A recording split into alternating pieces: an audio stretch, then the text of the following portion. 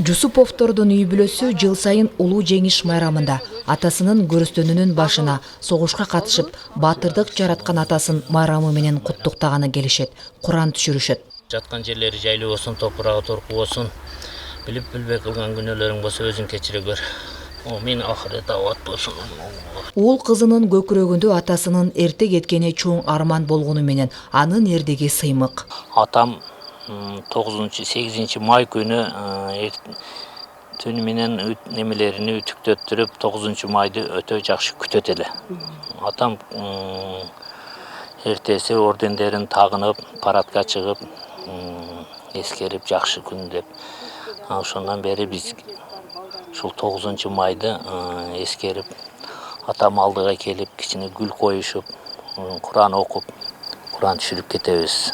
Мен гордостетем ушундай атанын баласы болуп калган үчүн. Шарап Жусупов 19 жашында Советтик армиянын катарына чакырылат. Анда 145-чи аткычтар дивизиясында аткыч болуп кызмат өтөп, 1944-жылы душмандар менен бетме-бет келген чабуулда жаракат алып, бир эле учурда денесинен 3 ок тиет.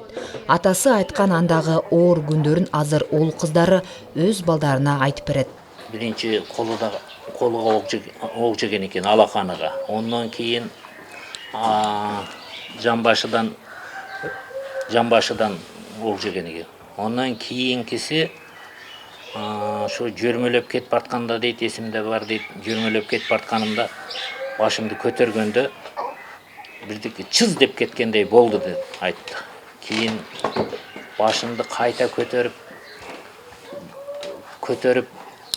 ак халатчан бирөө келеткан экен, колумду көтөрүп бакырайын десем, ол кекиртегимден бышылдап андай неме чыгып кетти.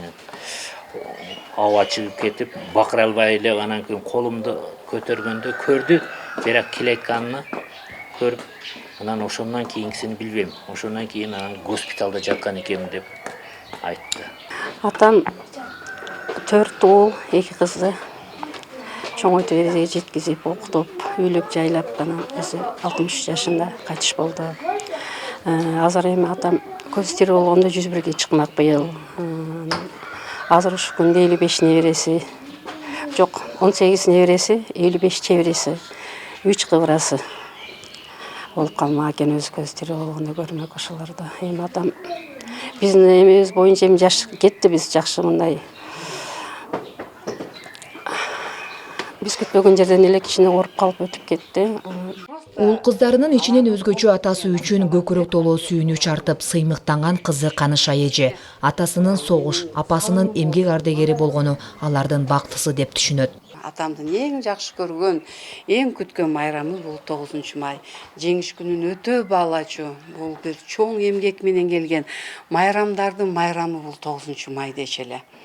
Анан мен атамдагы бир жакшы сапатты белгилеп кетким келет.